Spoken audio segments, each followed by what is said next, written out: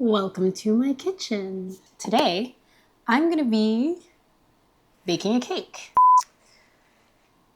and decorating it. Well, you live and you learn. And bringing it to a friend's party tomorrow. So, I figured we'd make a video out of it. Oh my God, this is bad. And I can take you along for this experience. So, it's gonna be a blueberry layer cake. So let me gather up all of the ingredients and equipment I need to get started. And yeah, we'll go from there.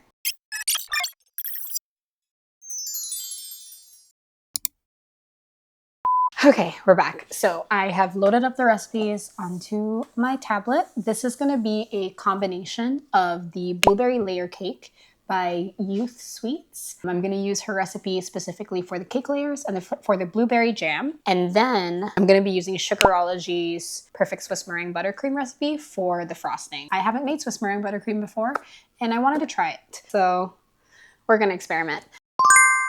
We're gonna start by baking the cake and making the blueberry jam. For this recipe, I bought 3 different kinds of blueberries. I have freeze-dried blueberries, fresh blueberries.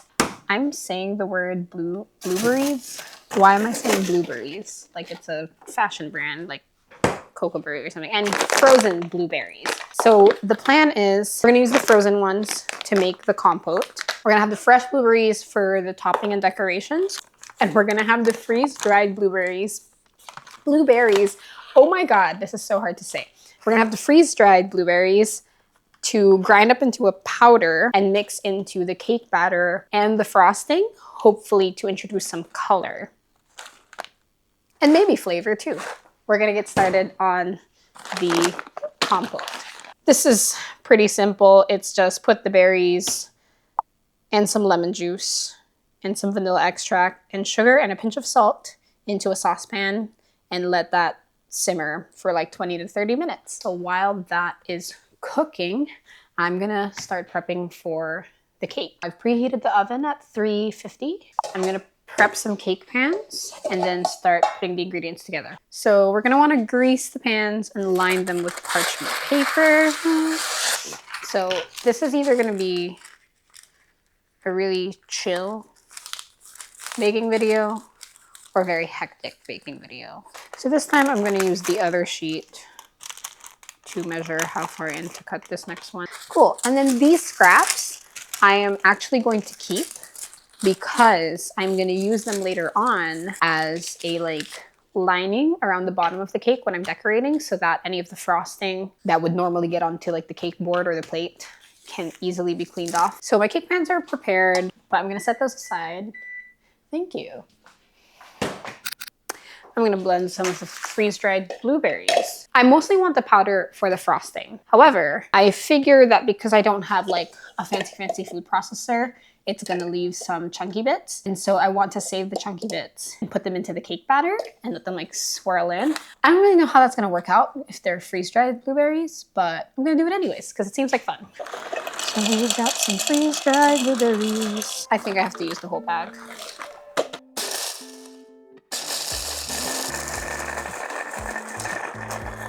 And then this will be the coloring that I use for the frosting later. So these are the chunkier bits that got left out. And then this is kind of like the powder. So I'm gonna save this for later. That'll get incorporated into the cake. So I've got the cake batter ingredients here. I think I can fit the dry into this tiny bowl. I'm gonna weigh my flour because that's what they say you're supposed to do. I also don't like dirtying more measuring cups. So I'm doing 240 grams, which is about 2 cups, supposedly. 2.5 teaspoons of baking powder and a 1/2 teaspoon of salt. My salt is not like fine salt, but oh well. And then 2.5 of baking powder. This is a 1/2 teaspoon measure. I need 5 scoops. 1, 2, 3, 4, 5. Math. And then I'm just gonna pre-measure my sugar now. 1.5 cups of sugar or 300 grams is what we want. And that was too much. Okay. whisk the dry ingredients together to pre-combine them. I'm substituting the whole milk in this recipe for coconut milk instead because I don't have whole milk. I've got my butter and my eggs. We just want all 4 eggs into the stand mixer. Start beating on medium speed for 1 minute. Okay, I can do that. I can indeed do that. Egg cracking time. 1, 2, 3, and 4. It is eggs, right? Not egg whites. Yeah, 4 large eggs. I really thought I would be creaming butter and sugar together, but oh well. We stream the sugar in.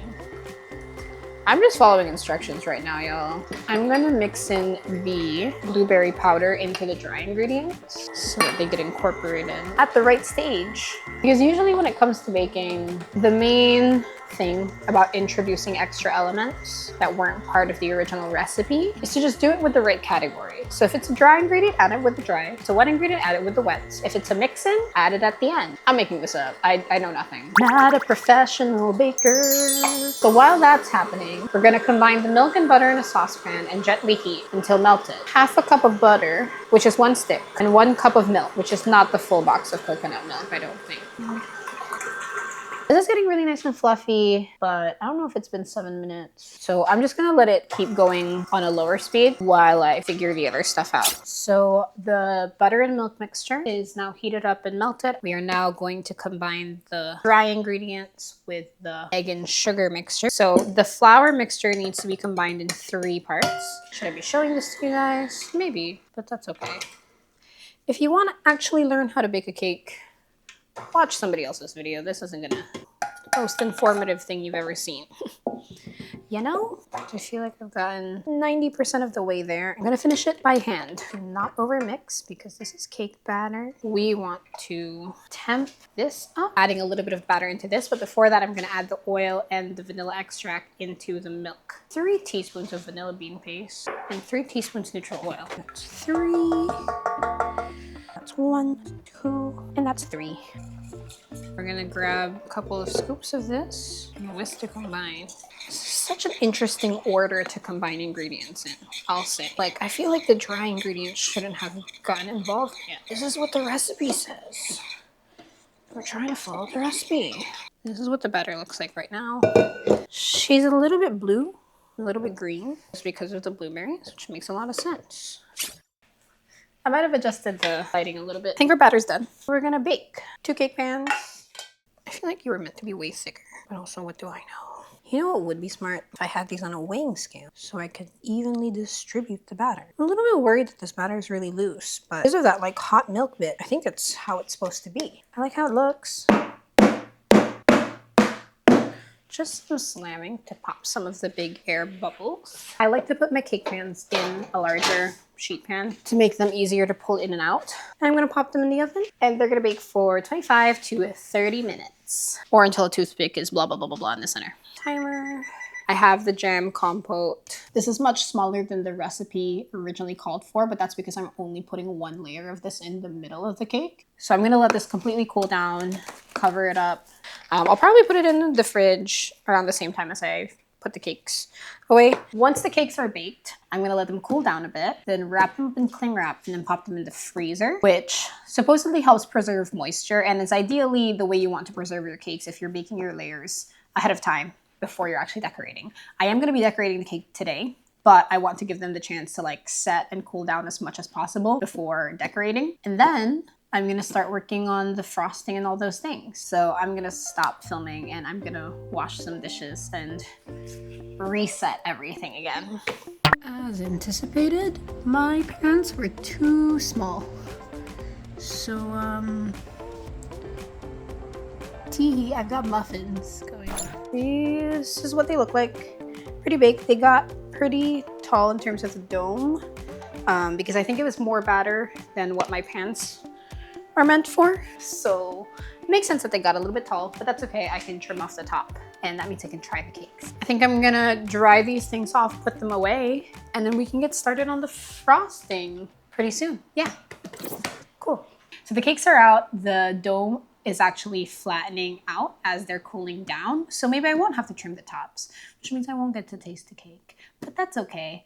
They have a couple more minutes of cooling down inside the pan, then I'm gonna invert them onto a cooling rack and then let them cool down completely. But in the meantime, I've started my bain-marie so that I can start with my Swiss meringue buttercream. So I'm going to pre-measure all of my ingredients so that it'll be easy, smooth sailing from there. I'm doubling the recipe that I'm following. I like having extra just in case for decoration. So I'm gonna double the amount so that I end up with 6 cups of frosting. So 400 grams of white granulated sugar, which hopefully fits in this container because this is a pint container, which is 2 cups, right? The learning cups, pints, and quarts is one of the main things I learned when I worked at a restaurant. Egg whites, a cup for $2.42. And then we have our butter, which is brought down to room temperature. 3 tablespoons of powdered sugar. The amount of powdered sugar you add is just for flavoring. Sugarology does have a note that says with these emulsified buttercreams, if you leave them out for more than 24 hours, the sweetness tends to die down or lower. So she says that she makes them a little bit sweeter if she knows she's serving the cake like the next day. So the first thing we want to do is we want to heat the syrup up. We want to add the egg whites and the sugar into the bowl and stir until it's thick and gooey. And the goal with the syrup is to basically dissolve all of the sugar granules. Timer went off. That's for the 15-minute cooling in the pan for the cake. So I'm gonna flip them over onto a cooling rack. It really does look like a muffin at this point. How it is. Was I supposed to release them? Sorry. Come back. One of them was already ready to go. These cake pans also don't have completely straight walls, which is a little bit annoying. Okay, good. Haha. Ooh, it smells so buttery. Okay, so I'm gonna set these aside now to cool down this way. So the egg whites and sugar have reached the point where they are now smooth and fully ingrained. If I take a little bit and rub it between my fingers, I feel no sugar granules left. She says whipping egg whites into a meringue doesn't make that big of a difference, but it's useful to get the bowl to cool down, so I'm gonna do it anyways. That's gonna take some time. I think the cake layers are at a point where I can probably wrap them up and put them into the freezer to get them to cool down faster and be completely cold by the time I want to decorate. So I'm gonna go do that. Freezing them this way will also just make them a little less delicate later when I am stacking the cake, but I generally don't take the crumbs off. Anyway, into the freezer these go. This is now cooled down for sure. Okay, this is still soft peaks. We'll keep going. So I've got a second bowl here, because once this is stiff and ready to go, I'm going to be transferring it to another bowl because we're going to now whip the butter into this. Okay, I think this is pretty much, oh yeah, that's a stiff peak. That's a stiff peak right there. So I think it's fine to leave some bits on the whisk. And likewise with the bowl doesn't need to be completely clean. They're all going to get mixed in anyways. Pretty sure this meringue is the same base meringue that you would need to make macarons. So what if I just pivoted and make macarons instead? I'm just kidding. I need to show up with a birthday cake tomorrow. So now we're gonna cream the butter. So we're not using all 5 sticks. We're using 1 cup, 2 cup, and a 4th cup, which is half of this. Roughly half of that. What if I just put the whole thing in? What would happen then? I would have more butter, right? I would just have more buttercream. Should I just put it in? Because the stick is wrapped down to room temp anyways. Maybe. Maybe. I might do it. Is it bad if I do? Is the baking police here? Are they gonna care if I don't follow the recipe? I feel like I've already not followed the recipe several times throughout this. Should I just, what difference will a 1/4 cup of butter make? Like, will it throw things off so badly that I cannot recover from it? I don't need butter for any other part of this. Nope. I'm gonna throw it in. It's just an extra blob of butter. It's not gonna make a difference. It won't. I guarantee that it won't. And you can quote me on that. But anyway, we're gonna whisk that butter up, and then we are going to whisk on high for 2 minutes. Hi. Okay, so we're creaming the butter. The butter is getting nice and light and fluffy. I'm gonna start adding the powdered sugar to taste. I've just added the vanilla and the salt. You can make just butter frosting with like virtually no sugar. Did it need to be sieved? I don't think it matters. I'm gonna start slow so that it doesn't blow everywhere. And then increase the speed. I caught a taste of sugar air.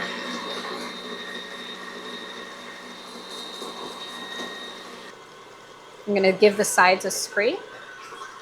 and get the bottom of the bowl. Okay. I'd call that lighter and smoother in texture. Lighter and smoother in texture, right? Cool. So now we're gonna start reincorporating back in the meringue. It's in 3 parts. So we're gonna do a third of this mixture. We whisk this for 30 seconds. Let that fully incorporate before we add the next third of the meringue. It's gonna look a little bit curdly, and I think that's okay because we'll be smoothing it out with the beater attachment.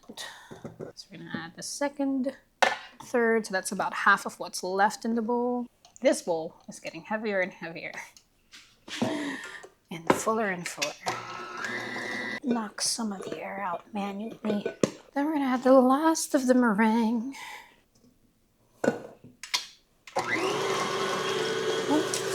Let that run. Okay, so the frosting is pretty much done. So now I'm gonna switch to a paddle attachment to knock some of the air out and smoothen it out a bit, and then color and flavor them. But I took a try of it, added a little bit of salt, and now it's so good.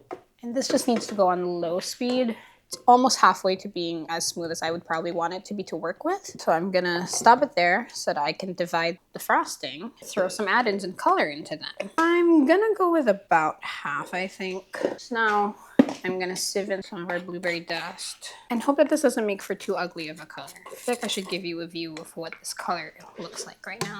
It's quite a plum shade of purple. And then let this mix in first and see where we get. I think it's just gonna be a texture thing. Okay, she's like a light pastel-y purple, a little gray, but I might boost it a little bit with some purple coloring. Ooh, has a little bit of like a sour note at the end.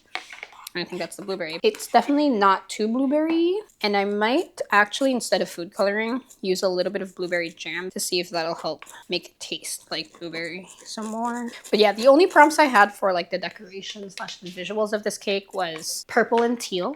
So this is a joint birthday cake for 2 of my friends who happen to have the same birthday. Not intentional. So I asked them what their favorite colors were. And one of them said teal and the other one said purple. So that's the theme of this cake. I think I'm actually just going to use this for the filling and the crumb coat. And then I'm going to cut this into 2 and mix the teal and the purple from that for the decorations of the cake. I'm just going to mix the food coloring in by hand. Definitely tastes like blueberry now. By the end of this video, I will have said the word blueberry so many times and in so many different ways that 1, it won't make sense. And 2, you'll question if I even know how to say the word blueberry. Ooh, my battery's running out. I gotta swap your battery out. That's okay. This is a good stopping point for you. Disaster has stricken and I've decided to film it. Haha! So this happened. Extract bottle fell over. I was using a toothpick to try and extract the dye, and the toothpick fell into the bottle, trying to get it out of the bottle, and instead tipped the whole thing out. At least I got the toothpick out of the bottle, but now I've got this. Oh my god, this is bad. This is for sure gonna stain the countertops. Okay, so Dawn Power Wash to the rescue. Oh, thank goodness. Oh, more or less. It's turning pink.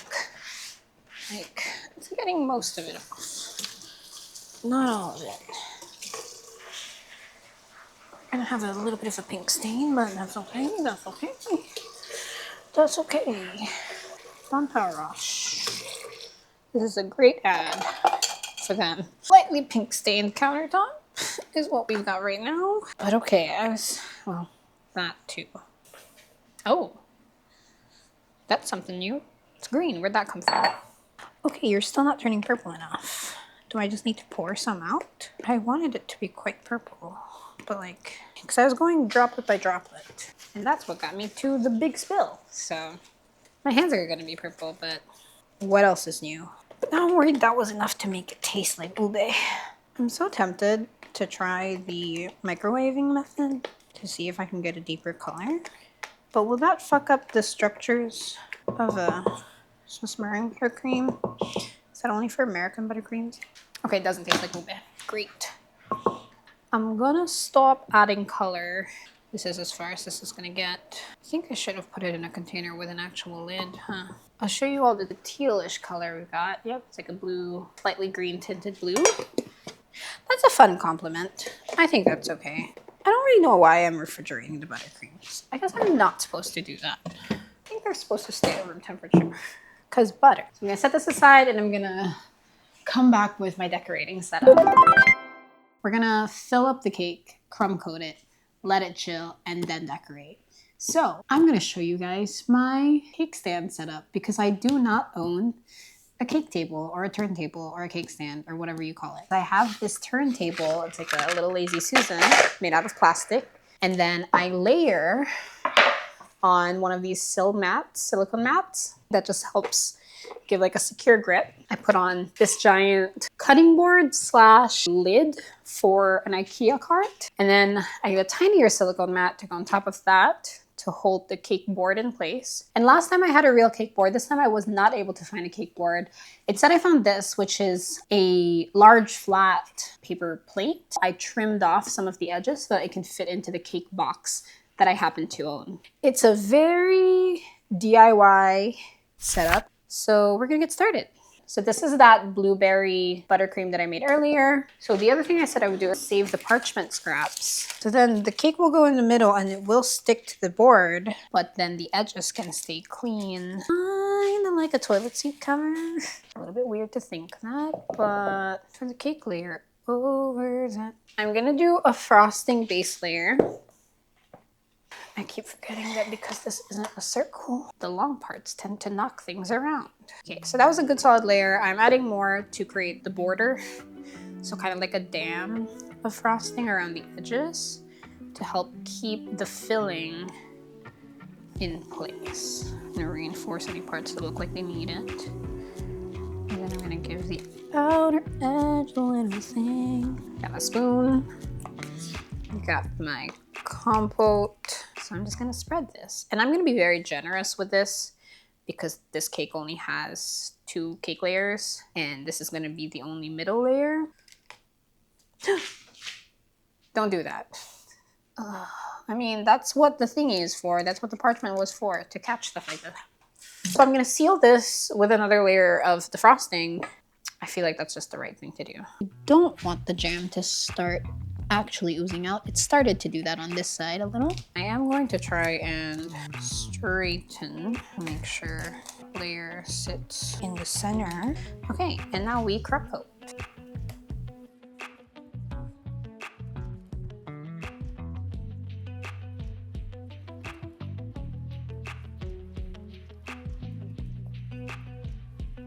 Maybe I should think about cutting the crusts and the edges off of my cakes because I think that's what makes them really large. Like if I cut off the edges, then they might be a lot more reasonable in size for consideration in the future when I do this again.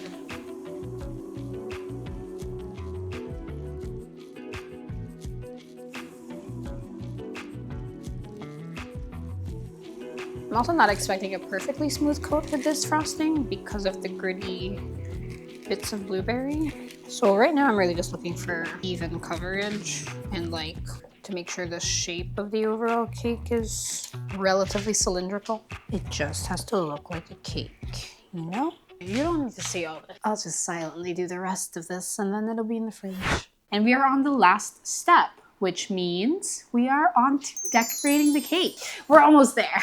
Okay, so the cake is now chilled. I've got my logs of frosting. So I've got my teal frosting and my purple frosting. I've got my piping bag. The logs of frosting are so that I can minimize the amount of piping bags I actually will end up using. Hopefully should make it easier to like switch between colors using the same piping bag. So for now, we are going to coat most of the cake with the teal. And then I think I want to create like a gradient or like accents with the purple on top of the teal. I know it's a little bit crazy to be covering the purple with the teal to add more purple on top later, but that's the plan.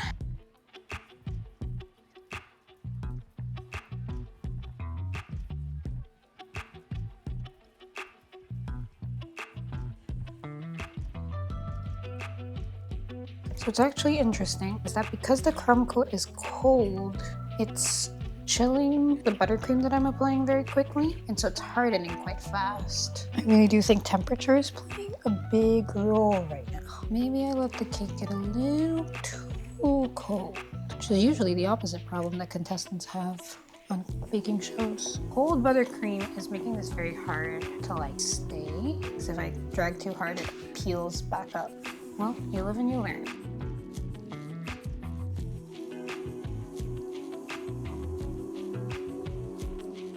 This is about as smooth as I'm gonna be able to get this layer. So we're gonna call it quits here and we're gonna start decorating. So I'm just gonna give like the bottommost portion of the cake like a clean cutoff, just by basically passing my bench scraper along the edge. Okay, this side. And go around and out. And up that way. Basically the goal here is to end up with a gradient of the two colors. There you go. Different goals. What is that kind of corner I want to do?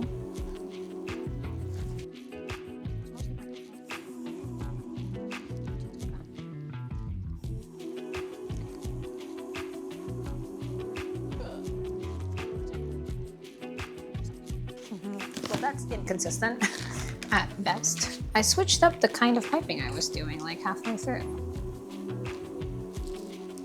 Well, this is gonna be the back of the cake, and that's gonna be the front. It's not really the better side, but it's semi-consistent from like here to here. So it's also kind of consistent from here to here, but like not with each other. Okay, well, the goal was to make it like a very gradient-y watercolor cake. And so it's gonna be my attempt at that, because I don't want to waste this buttercream. And I want to hide my imperfections with intentional imperfections, you know?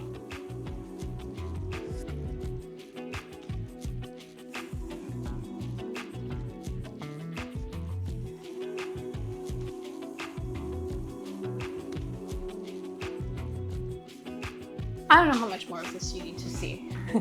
Maybe I'll just show you guys the final product.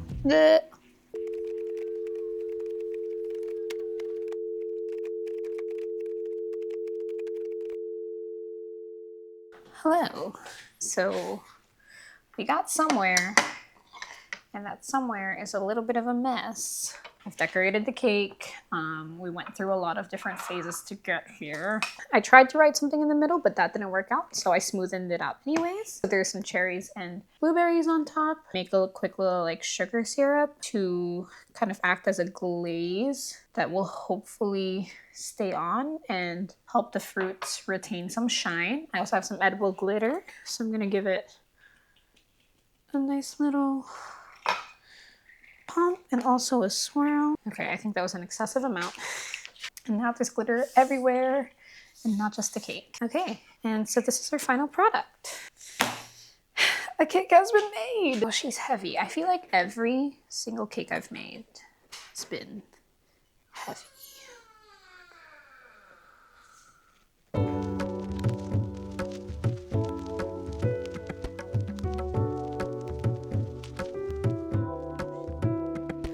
Hopefully I didn't make the cake too tall. Okay, no. The cherry stems are fine. All right, cake fits in the box. Yay. This is now gonna go into the fridge and we're gonna bring it to the party tomorrow. Yeah.